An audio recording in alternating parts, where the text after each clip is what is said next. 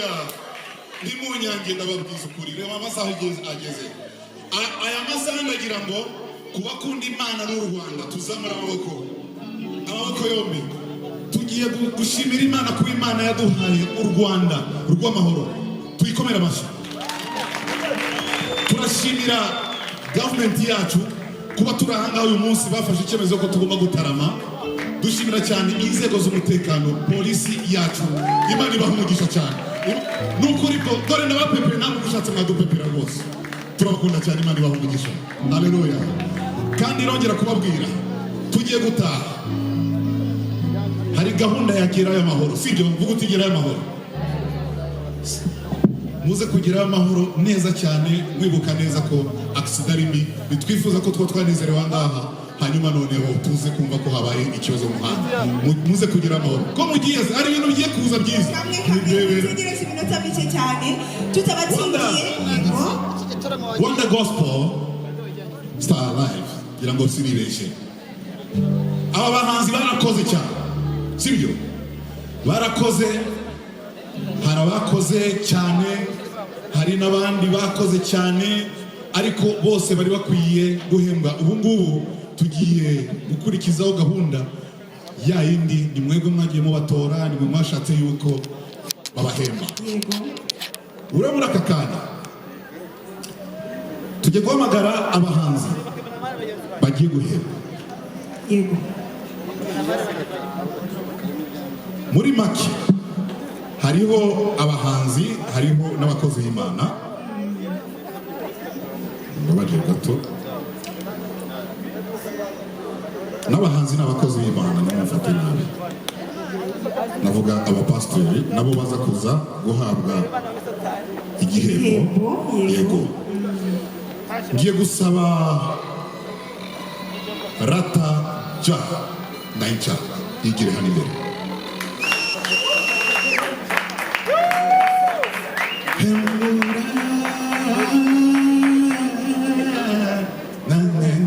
Akari mu mukazi se.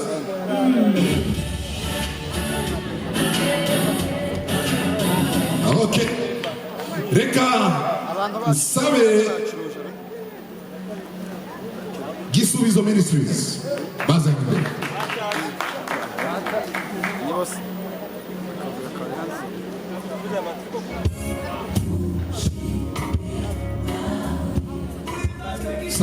Sabo matoera.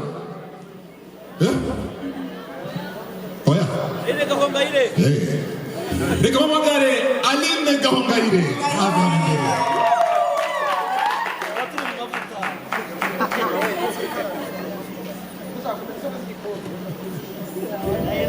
Reka mamagare Israel Mbonyi.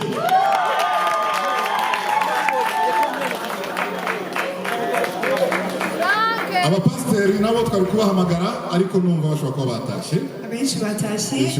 Ariko tuzagenda tubashyikiriza ishimwe cyangwa se ishimwe mu makera ngo ari igihembo. Hano rero muri abangaba harimo uwa mbere, uwa kabiri n'uwa gatatu. Bitewe nuko mwagiye mu batora. Mapenzi ya sasa.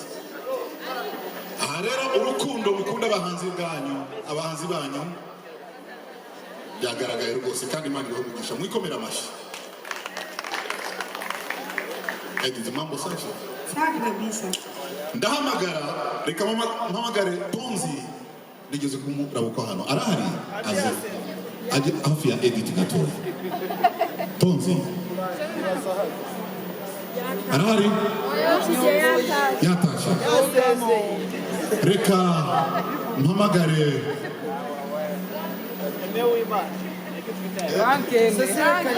Damascene wa Tom Transfers azihano. Marketing manager wa Tom Transfers. Damascene arahari. Awari. Bishop Gafaranga.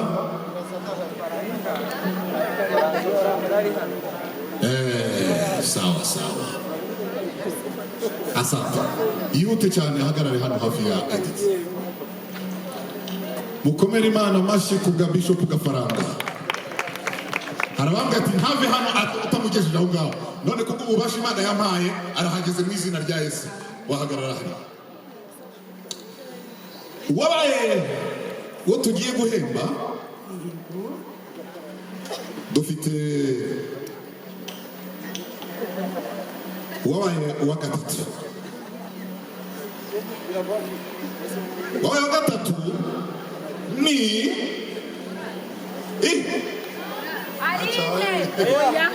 Gisubizo Ministries bafite miliyoni yabo kashe zabo. Nibaze bayibahe ndashaka kugira ngo Bishop Gafaranga babahe igihembo nyuma agishikirize umuyobozi wabo. Gisubizo Ministries iri yari uretse bayizane.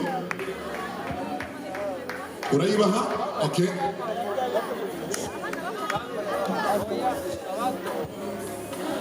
Bakwigira hano imbere kugira ngo bafatore. Bahasheki ya miliyoni imwe y'amanyarwanda. Imana ibaho umugisha cyane. Ibi byose nimwe mwabikoze. Yesu abaho umugisha cyane. Gisubizo Ministries. Yesu abaho umugisha cyane. Ubwo rero mutahanye miliyoni yanyu mugende mushimira Imana cyane kubwayo.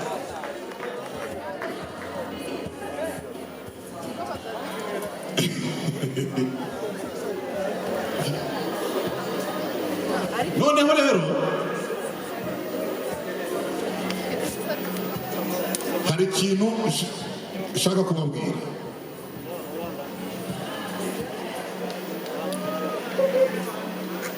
Kanze hari rero umuhanzi wakoze neza cyane, sibyo? Upcoming Rata Ja. Reka sabera no Bishop Gafaranga.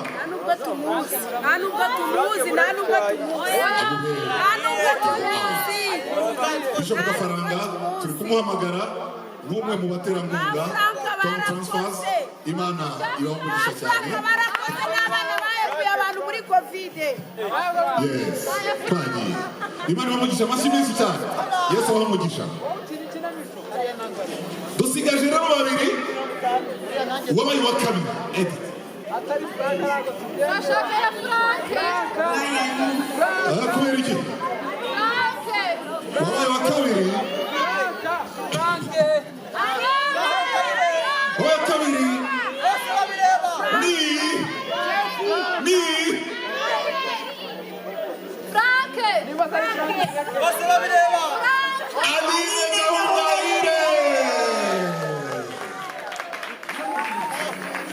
Kuri sheke ya miliyoni ebyiri.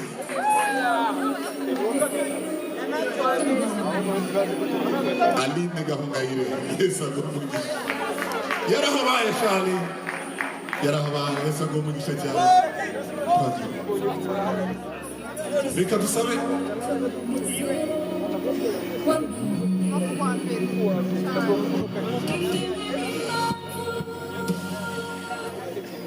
Noneho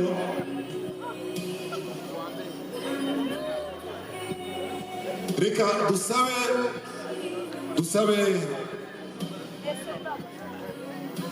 Apostle Yongwe aze hagarare hariya. Wabaye wa mbere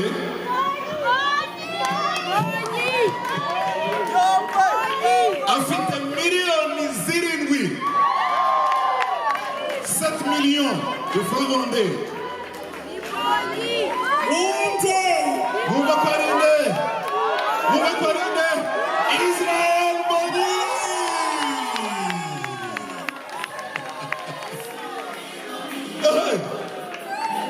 Reka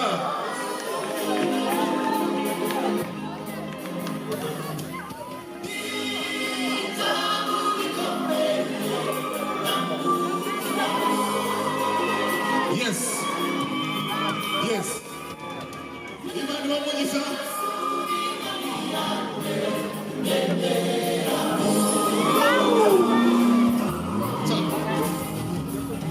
Sawa.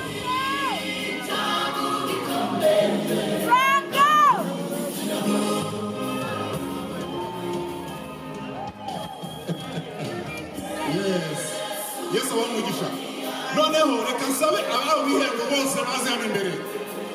Abaho ibihembo n'ayo masheke yanyu muze hano imbere.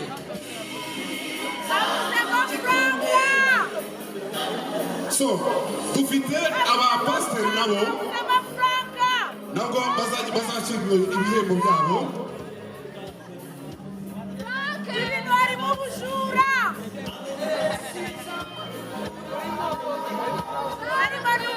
Abo bapasiteri baraza kuba n'umuntu wayoboye iki event, ariko reka dusabe Fiacre nawe afite icyo ashaka gushimira. Fiacre muramuzi ko ari umwe mu bakoze cyane muri gospel.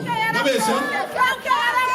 Fiacre rero Imana imumugisha, naze rero ndumva agenda ashikiriza buri muntu impano ye, ariko Fiacre utubwira ako nagace. Urakoze aya si amarushanwa ngo ibi ni ibihembo by'amarushanwa, ahubwo ibi ngibi abanyarwanda twabikoze mu rwego rwo kwerekana ko aba bantu bakwiye ibyiza. ngira ngo hamwe n'aya masheke inyuma yayo harimo n'ibikorwa byinshi bazakorerwa. Umuyobozi wa Rwanda Gospel Star araza kubinoza. Twebwe rero muri kampani ya Frizer aba bantu twasanze nyine bakwiye ibyiza.